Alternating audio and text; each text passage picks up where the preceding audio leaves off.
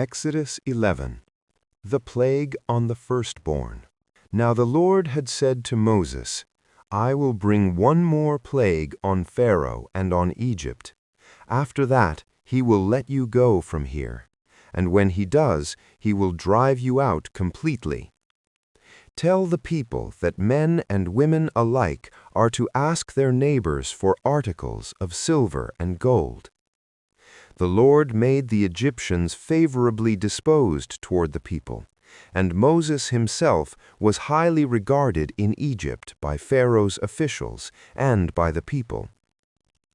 So Moses said, This is what the Lord says, About midnight I will go throughout Egypt.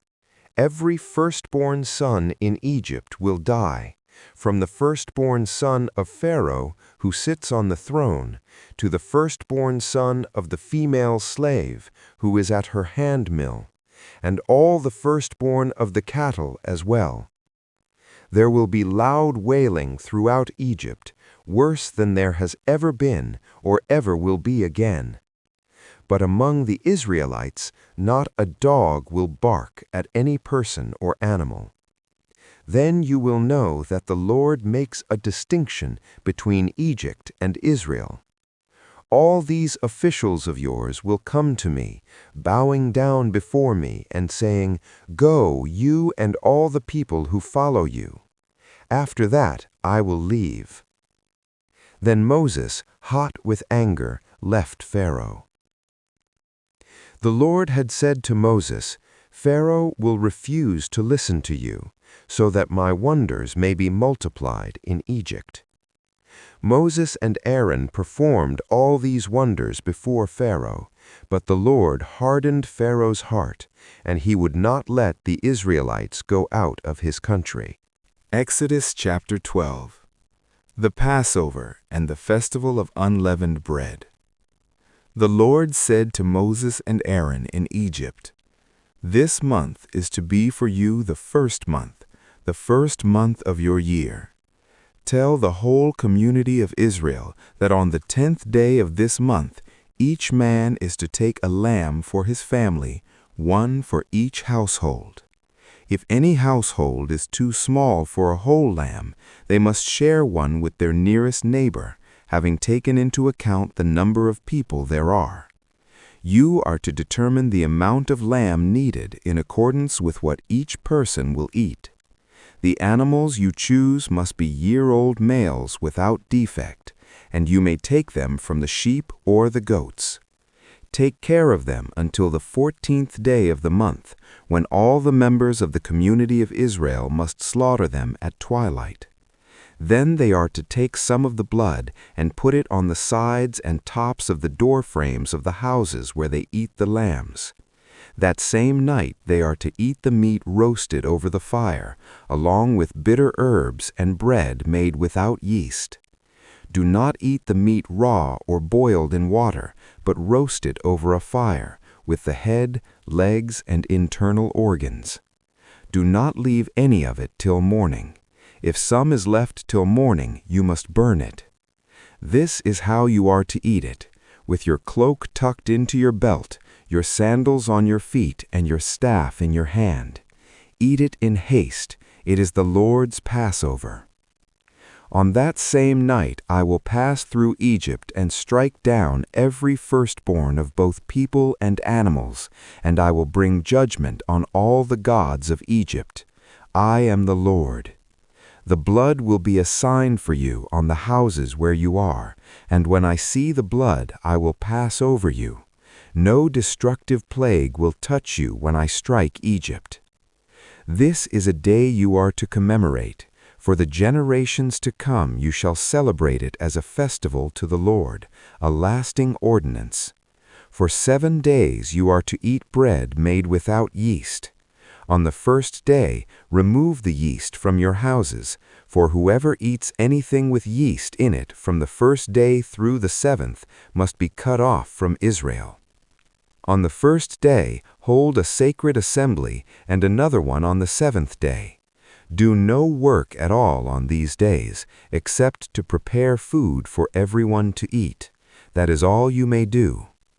Celebrate the festival of unleavened bread, because it was on this very day that I brought your divisions out of Egypt. Celebrate this day as a lasting ordinance for the generations to come.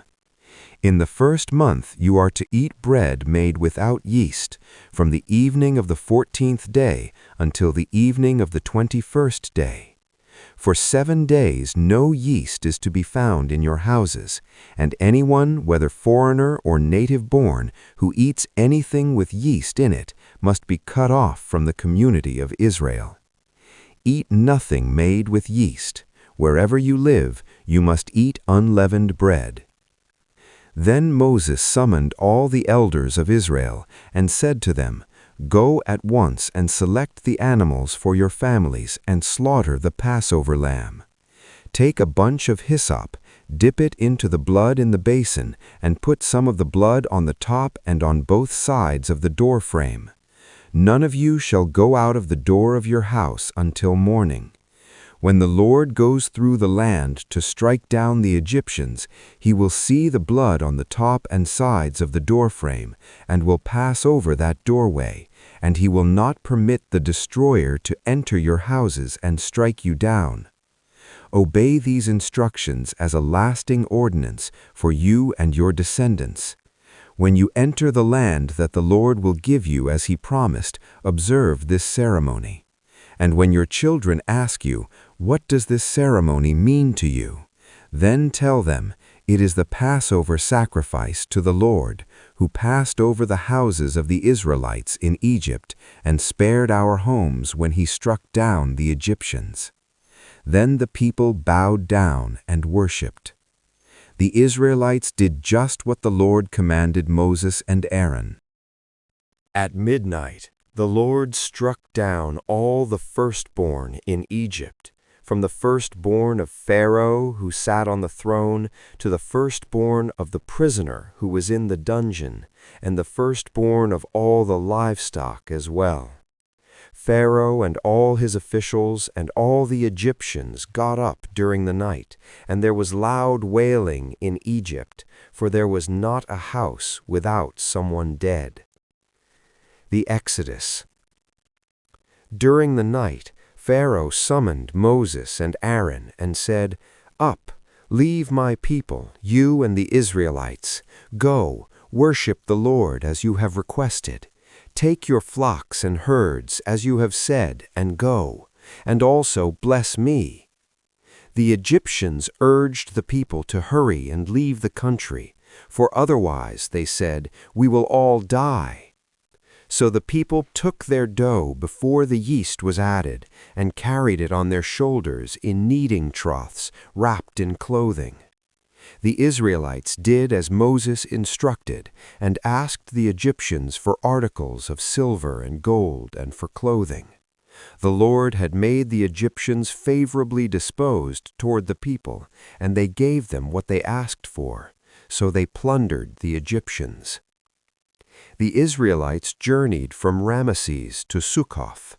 There were about 600,000 men on foot, besides women and children. Many other people went up with them, and also large droves of livestock, both flocks and herds. With the dough the Israelites had brought from Egypt, they baked loaves of unleavened bread. The dough was without yeast because they had been driven out of Egypt and did not have time to prepare food for themselves. Now the length of time the Israelite people lived in Egypt was 430 years. At the end of the 430 years, to the very day, all the Lord's divisions left Egypt. Because the Lord kept vigil that night to bring them out of Egypt, on this night all the Israelites are to keep vigil to honor the Lord for the generations to come. Passover restrictions. The Lord said to Moses and Aaron, "These are the regulations for the Passover meal. No foreigner may eat it. Any slave you have bought may eat it after you have circumcised him, but a temporary resident or a hired worker may not eat it. It must be eaten inside the house, Take none of the meat outside the house. Do not break any of the bones. The whole community of Israel must celebrate it. A foreigner residing among you who wants to celebrate the Lord's Passover must have all the males in his household circumcised. Then he may take part like one born in the land. No uncircumcised male may eat it. The same law applies both to the native-born and to the foreigner residing among you. All the Israelites did just what the Lord had commanded Moses and Aaron, and on that very day the Lord brought the Israelites out of Egypt by their divisions. Exodus 13. Consecration of the firstborn. The Lord said to Moses, "Consecrate to me every firstborn male. The offspring of every womb among the Israelites belongs to me, whether human or animal." Then Moses said to the people, "Commemorate this day, the day you came out of Egypt, out of the land of slavery, because the Lord brought you out of it with a mighty hand. Eat nothing containing yeast. Today, in the month of Aviv, you are leaving. When the Lord brings you into the land of the Canaanites, Hittites, Amorites, Hivites, and Jebusites, the land he swore to your ancestors to give you, a land flowing with milk and honey, you are to observe this ceremony in this month. For 7 days eat bread made without yeast, and on the 7th day hold a festival to the Lord. Eat unleavened bread during those 7 days, nothing with yeast in it to be seen among you, nor shall any yeast be seen anywhere within your borders. On that day tell your son, 'I do this because of what the Lord did for me when I came out of Egypt.' This observance will be for you like a sign on your hand, and a reminder on your forehead that this law of the Lord is to be on your lips. For the Lord brought you out of Egypt with his mighty hand. You must keep this ordinance at the appointed time year after year. After the Lord brings you into the land of the Canaanites and gives it to you, as he promised on oath to you and your ancestors, you are to give over to the Lord the first offspring of every womb. All the firstborn males of your livestock belong to the Lord. Redeem with a lamb every firstborn donkey, but if you do not redeem it, break its neck. Redeem every firstborn among your sons. In days to come, when your son asks you, 'What does this mean?' say to him, 'With a mighty hand the Lord brought us out of Egypt, out of the land of slavery. When Pharaoh stubbornly refused to let us go, the Lord killed the firstborn of both people and animals in Egypt. This is why I sacrifice to the Lord the first male offspring of every womb, and redeem each of my firstborn sons. And it will be like a sign on your hand and a symbol on your forehead that the Lord brought us out of Egypt with his mighty hand." Crossing the sea. When Pharaoh let the people go, God did not lead them on the road through the Philistine country, though that was shorter. For God said, if they face war, they might change their minds and return to Egypt. So God led the people around by the desert road toward the Red Sea. The Israelites went up out of Egypt ready for battle. Moses took the bones of Joseph with him, because Joseph had made the Israelites swear an oath. He had said, "God will surely come to your aid, and then you must carry my bones up with you from this place." After leaving Succoth, they camped at Etham on the edge of the desert. By day the Lord went ahead of them in a pillar of cloud to guide them on their way, and by night in a pillar of fire to give them light, so that they could travel by day or night. Neither the pillar of cloud by day nor the pillar of fire by night left its place in front of the people. Then the Lord said to Moses, "Tell the Israelites to turn back and encamp near Pi-hahiroth, between Migdol and the sea. They are to encamp by the sea directly opposite Baal-Zephon. Pharaoh will think the Israelites are wandering around the land in confusion, hemmed in by the desert. And I will harden Pharaoh's heart, and he will pursue them. But I will gain glory for myself through Pharaoh and all his army, and the Egyptians will know that I am the Lord." So the Israelites did this. When the king of Egypt was told that the people had fled, Pharaoh and his officials changed their minds about them and said, "What have we done? We have let the Israelites go and have lost their services." So he had his chariot made ready and took his army with him.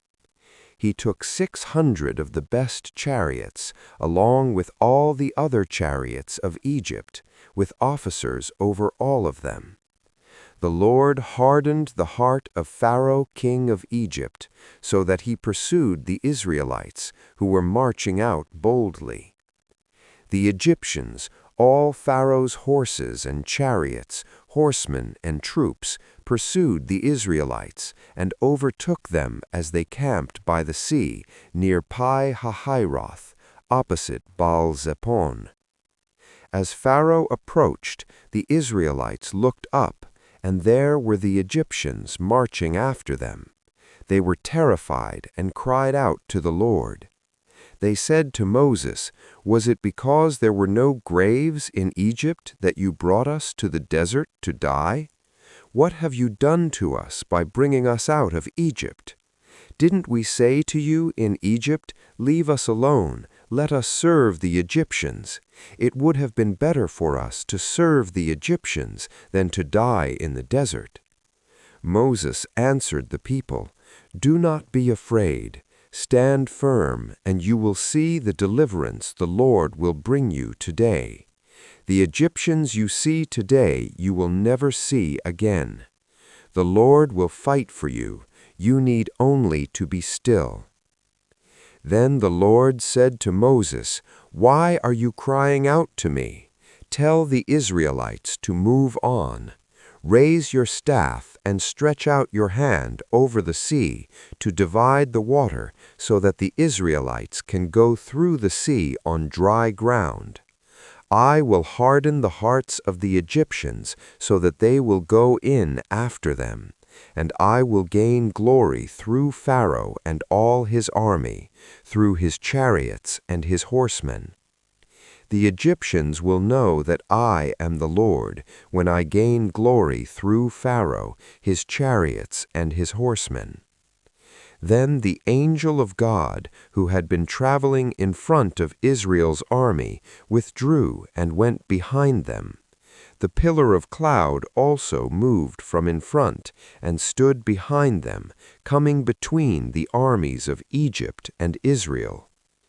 Throughout the night the cloud brought darkness to the one side and light to the other side, so neither went near each other all night long. Then Moses stretched out his hand over the sea, and all that night the Lord drove the sea back with a strong east wind and turned it into dry land. The waters were divided, and the Israelites went through the sea on dry ground, with a wall of water on their right and on their left. The Egyptians pursued them, and all Pharaoh's horses and chariots and horsemen followed them into the sea. During the last watch of the night, the Lord looked down from the pillar of fire and cloud at the Egyptian army and threw it into confusion. He jammed the wheels of their chariots so that they had difficulty driving. And the Egyptians said, "Let's get away from the Israelites. The Lord is fighting for them against Egypt." Then the Lord said to Moses, "Stretch out your hand over the sea so that the waters may flow back over the Egyptians and their chariots and horsemen." Moses stretched out his hand over the sea, and at daybreak the sea went back to its place. The Egyptians were fleeing toward it, and the Lord swept them into the sea. The water flowed back and covered the chariots and horsemen, the entire army of Pharaoh that had followed the Israelites into the sea. Not one of them survived. But the Israelites went through the sea on dry ground, with a wall of water on their right and on their left. That day the Lord saved Israel from the hands of the Egyptians, and Israel saw the Egyptians lying dead on the shore. And when the Israelites saw the mighty hand of the Lord displayed against the Egyptians, the people feared the Lord and put their trust in him and in Moses his servant. Exodus 15. The Song of Moses and Miriam. Then Moses and the Israelites sang this song to the Lord. I will sing to the Lord, for he is highly exalted. Both horse and driver he has hurled into the sea. The Lord is my strength and my defense. He has become my salvation. He is my God, and I will praise him, my father's God, and I will exalt him. The Lord is a warrior. The Lord is his name. Pharaoh's chariots and his army he has hurled into the sea. The best of Pharaoh's officers are drowned in the Red Sea. The deep waters have covered them. They sank to the depths like a stone. Your right hand, Lord, was majestic in power. Your right hand, Lord, shattered the enemy. In the greatness of your majesty, you threw down those who opposed you. You unleashed your burning anger. It consumed them like stubble. By the blast of your nostrils, the waters piled up. The surging waters stood up like a wall. The deep waters congealed in the heart of the sea. The enemy boasted, I will pursue, I will overtake them, I will divide the spoils, I will gorge myself on them. I will draw my sword, and my hand will destroy them. But you blew with your breath, and the sea covered them. They sank like lead in the mighty waters. Who among the gods is like you, Lord? Who is like you, majestic in holiness, awesome in glory, working wonders? You stretch out your right hand, and the earth swallows your enemies. In your unfailing love, you will lead the people you have redeemed. In your strength, you will guide them to your holy dwelling. The nations will hear and tremble. Anguish will grip the people of Philistia. The chiefs of Edom will be terrified. The leaders of Moab will be seized with trembling. The people of Canaan will melt away. Terror and dread will fall on them. By the power of your arm, they will be as still as a stone, until your people pass by, Lord, until the people you bought pass by.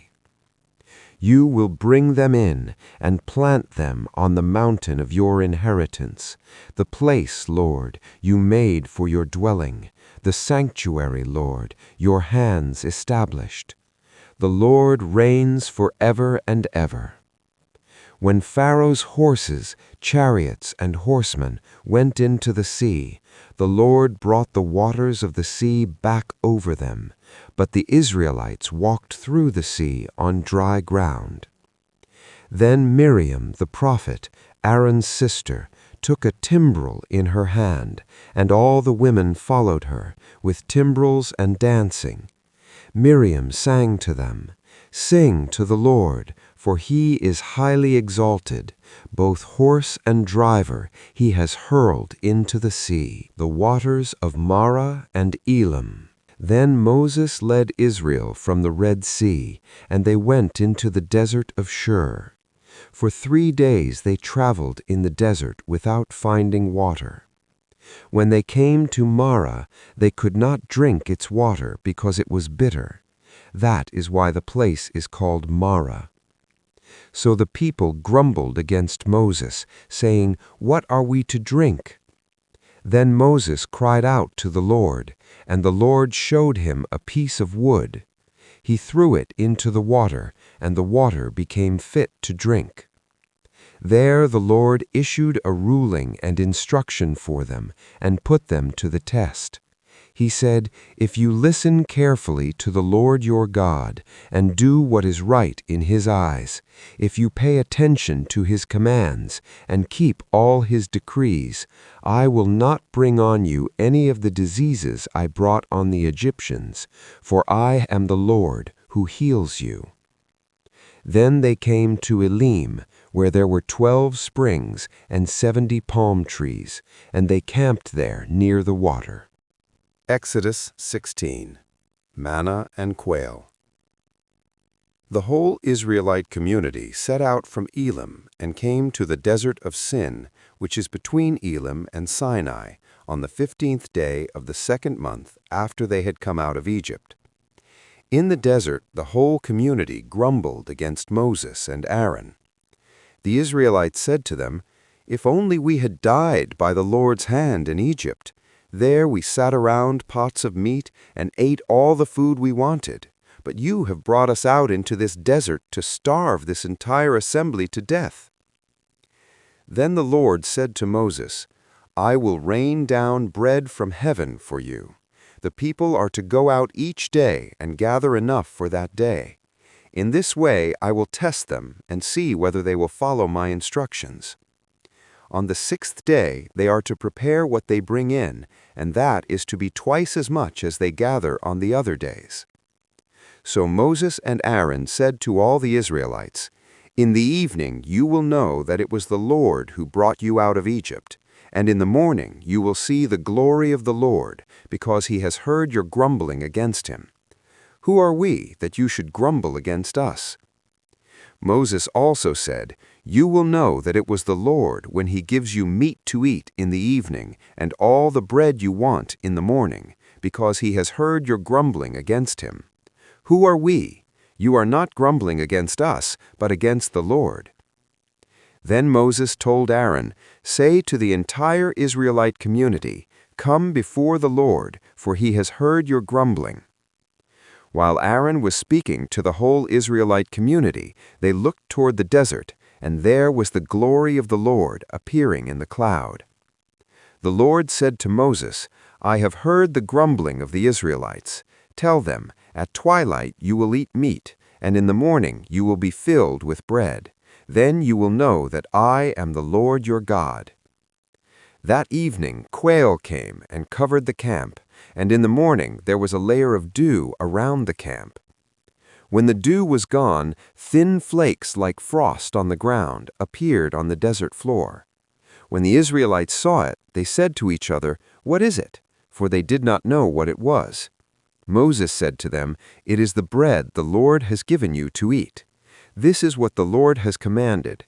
Everyone is to gather as much as they need. Take an omer for each person you have in your tent." The Israelites did as they were told. Some gathered much, some little. And when they measured it by the omer, the one who gathered much did not have too much, and the one who gathered little did not have too little. Everyone had gathered just as much as they needed. Then Moses said to them, "No one is to keep any of it until morning." However, some of them paid no attention to Moses. They kept part of it until morning, but it was full of maggots and began to smell. So Moses was angry with them. Each morning everyone gathered as much as they needed, and when the sun grew hot, it melted away. On the 6th day they gathered twice as much, 2 omers for each person, and the leaders of the community came and reported this to Moses. He said to them, "This is what the Lord commanded. Tomorrow is to be a day of Sabbath rest, a holy Sabbath to the Lord. So bake what you want to bake and boil what you want to boil. Save whatever is left and keep it until morning." So they saved it until morning, as Moses commanded, and it did not stink or get maggots in it. "Eat it today," Moses said, "because today is a Sabbath to the Lord. You will not find it anywhere on the ground today. 6 days you are to gather it, but on the 7th day, the Sabbath, there will be none." Nevertheless, some of the people went out on the 7th day to gather it, but they found none. Then the Lord said to Moses, "How long will you refuse to keep my commands and my instructions? Bear in mind that the Lord has given you the Sabbath. That is why on the 6th day he gives you bread for 2 days. Everyone is to stay where they are on the 7th day. No one is to go out. So the people rested on the 7th day. The people of Israel called the bread manna. It was white like coriander seed and tasted like wafers made with honey. Moses said, "This is what the Lord has commanded. Take an omer of manna and keep it for the generations to come, so they can see the bread I gave you to eat in the wilderness when I brought you out of Egypt." So Moses said to Aaron, "Take a jar and put an omer of manna in it. Then place it before the Lord to be kept for the generations to come." As the Lord commanded Moses, Aaron put the manna with the tablets of the covenant law, so that it might be preserved. The Israelites ate manna 40 years until they came to a land that was settled. They ate manna until they reached the border of Canaan. An omer is 1/10 of an ephah. Exodus 17. Water from the rock. The whole Israelite community set out from the desert of Sin, traveling from place to place as the Lord commanded. They camped at Rephidim, but there was no water for the people to drink. So they quarreled with Moses and said, "Give us water to drink." Moses replied, "Why do you quarrel with me? Why do you put the Lord to the test?" But the people were thirsty for water there, and they grumbled against Moses. They said, "Why did you bring us up out of Egypt to make us and our children and livestock die of thirst?" Then Moses cried out to the Lord, "What am I to do with these people? They are almost ready to stone me." The Lord answered Moses, "Go out in front of the people. Take with you some of the elders of Israel, and take in your hand the staff with which you struck the Nile, and go. I will stand there before you by the rock at Horeb. Strike the rock, and water will come out of it for the people to drink." So Moses did this in the sight of the elders of Israel. And he called the place Massah and Meribah, because the Israelites quarreled, and because they tested the Lord, saying, "Is the Lord among us or not?" The Amalekites defeated. The Amalekites came and attacked the Israelites at Rephidim. Moses said to Joshua, "Choose some of our men and go out to fight the Amalekites. Tomorrow I will stand on top of the hill with the staff of God in my hands." So Joshua fought the Amalekites as Moses had ordered, and Moses, Aaron, and Hur went to the top of the hill. As long as Moses held up his hands, the Israelites were winning, but whenever he lowered his hands, the Amalekites were winning. When Moses' hands grew tired, they took a stone and put it under him, and he sat on it.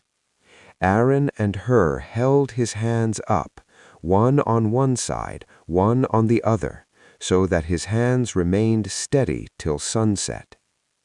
So Joshua overcame the Amalekite army with the sword. Then the Lord said to Moses, "Write this on a scroll as something to be remembered, and make sure that Joshua hears it, because I will completely blot out the name of Amalek from under heaven."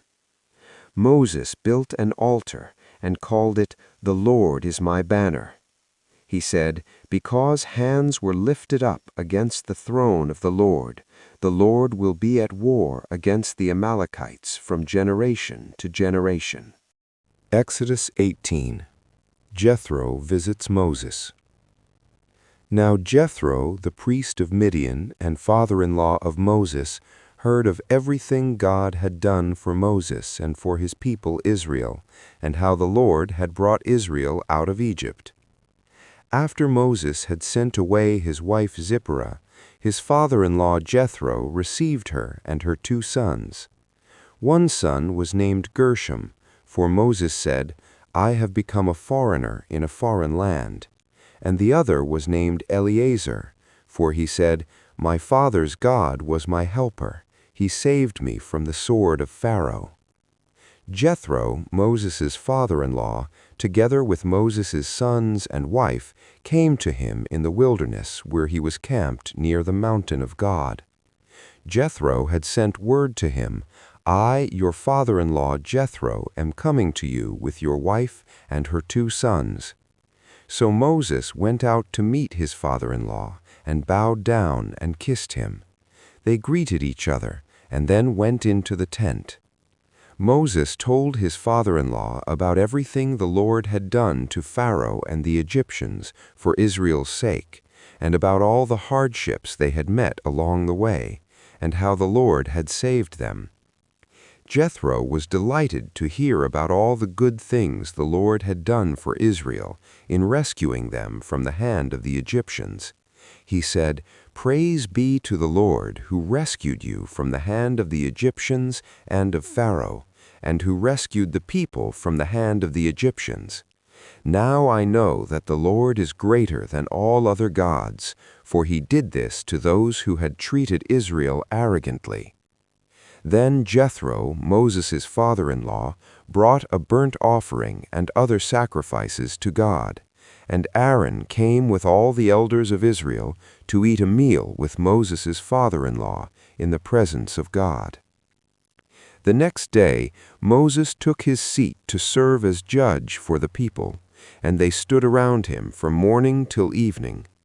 When his father-in-law saw all that Moses was doing for the people, he said, "What is this you are doing for the people? Why do you alone sit as judge while all these people stand around you from morning till evening?" Moses answered him, "Because the people come to me to seek God's will.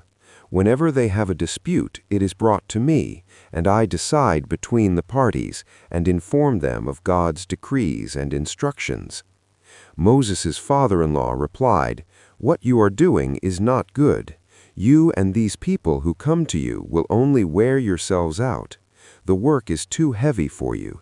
You cannot handle it alone. Listen now to me, and I will give you some advice, and may God be with you. You must be the people's representative before God and bring their disputes to Him. Teach them His decrees and instructions, and show them the way they are to live and how they are to behave. But select capable men from all the people, men who fear God, trustworthy men who hate dishonest gain, and appoint them as officials over thousands, hundreds, fifties, and tens. Have them serve as judges for the people at all times, but have them bring every difficult case to you. The simple cases they can decide themselves. That will make your load lighter, because they will share it with you. If you do this and God so commands, you will be able to stand the strain, and all these people will go home satisfied." Moses listened to his father-in-law and did everything he said. He chose capable men from all Israel and made them leaders of the people, officials over thousands, hundreds, fifties, and tens. They served as judges for the people at all times. The difficult cases they brought to Moses, but the simple ones they decided themselves. Then Moses sent his father-in-law on his way, and Jethro returned to his own country. Exodus chapter 19. At Mount Sinai. On the first day of the 3rd month after the Israelites left Egypt, on that very day they came to the desert of Sinai. After they set out from Rephidim, they entered the desert of Sinai, and Israel camped there in the desert in front of the mountain. Then Moses went up to God, and the Lord called to him from the mountain and said, "This is what you are to say to the descendants of Jacob, and what you are to tell the people of Israel. You yourselves have seen what I did to Egypt, and how I carried you on eagle's wings and brought you to myself. Now if you obey me fully and keep my covenant, then out of all nations you will be my treasured possession. Although the whole earth is mine, you will be for me a kingdom of priests and a holy nation. These are the words you are to speak to the Israelites." So Moses went back and summoned the elders of the people and set before them all the words the Lord had commanded him to speak. The people all responded together, "We will do everything the Lord has said." So Moses brought their answer back to the Lord. The Lord said to Moses, "I am going to come to you in a dense cloud, so that the people will hear me speaking with you, and will always put their trust in you." Then Moses told the Lord what the people had said. And the Lord said to Moses, "Go to the people, and consecrate them today and tomorrow. Have them wash their clothes, and be ready by the third day, because on that day the Lord will come down on Mount Sinai in the sight of all the people. Put limits for the people around the mountain, and tell them, 'Be careful that you do not approach the mountain or touch the foot of it. Whoever touches the mountain is to be put to death. They are to be stoned or shot with arrows. Not a hand is to be laid on them. No person or animal shall be permitted to live. Only when the ram's horn sounds a long blast may they approach the mountain.'" After Moses had gone down the mountain to the people, he consecrated them, and they washed their clothes. Then he said to the people, "Prepare yourselves for the third day. Abstain from sexual relations." On the morning of the third day there was thunder and lightning, with a thick cloud over the mountain, and a very loud trumpet blast. Everyone in the camp trembled. Then Moses led the people out of the camp to meet with God, and they stood at the foot of the mountain. Mount Sinai was covered with smoke, because the Lord descended on it in fire. The smoke billowed up from it like smoke from a furnace, and the whole mountain trembled violently. As the sound of the trumpet grew louder and louder, Moses spoke, and the voice of God answered him. The Lord descended to the top of Mount Sinai and called Moses to the top of the mountain. So Moses went up, and the Lord said to him, "Go down and warn the people, so they do not force their way through to see the Lord, and many of them perish. Even the priests who approach the Lord must consecrate themselves, or the Lord will break out against them." Moses said to the Lord, "The people cannot come up Mount Sinai, because you yourself warned us, 'Put limits around the mountain and set it apart as holy.'" The Lord replied, "Go down and bring Aaron up with you. But the priests and the people must not force their way through to come up to the Lord, or he will break out against them." So Moses went down to the people and told them. Exodus 20. The 10 Commandments. And God spoke all these words. "I am the Lord your God, who brought you out of Egypt, out of the land of slavery. You shall have no other gods before me. You shall not make for yourself an image in the form of anything in heaven above, or on the earth beneath, or in the waters below. You shall not bow down to them or worship them, for I, the Lord your God, am a jealous God, punishing the children for the sin of the parents to the 3rd and 4th generation of those who hate me, but showing love to 1,000 generations of those who love me and keep my commandments. You shall not misuse the name of the Lord your God, for the Lord will not hold anyone guiltless who misuses his name. Remember the Sabbath day by keeping it holy. 6 days you shall labor and do all your work, but the 7th day is a Sabbath to the Lord your God.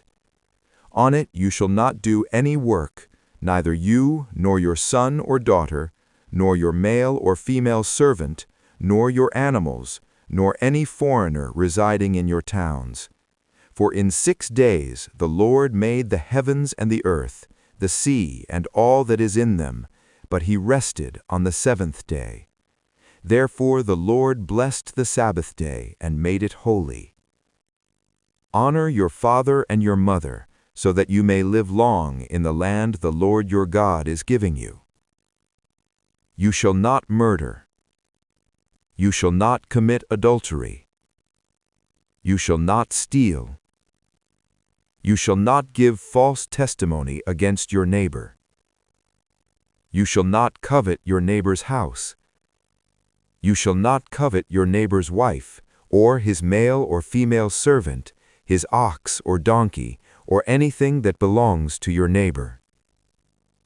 When the people saw the thunder and lightning, and heard the trumpet, and saw the mountain in smoke, they trembled with fear. They stayed at a distance and said to Moses, "Speak to us yourself, and we will listen, but do not have God speak to us, or we will die." Moses said to the people, "Do not be afraid. God has come to test you, so that the fear of God will be with you to keep you from sinning." The people remained at a distance, while Moses approached the thick darkness where God was. Idols and altars. Then the Lord said to Moses, "Tell the Israelites this: You have seen for yourselves that I have spoken to you from heaven. Do not make any gods to be alongside me. Do not make for yourselves gods of silver or gods of gold. Make an altar of earth for me, and sacrifice on it your burnt offerings and fellowship offerings, your sheep and goats and your cattle. Wherever I cause my name to be honored, I will come to you and bless you. If you make an altar of stones for me, do not build it with dressed stones, for you will defile it if you use a tool on it. And do not go up to my altar on steps, or your private parts may be exposed."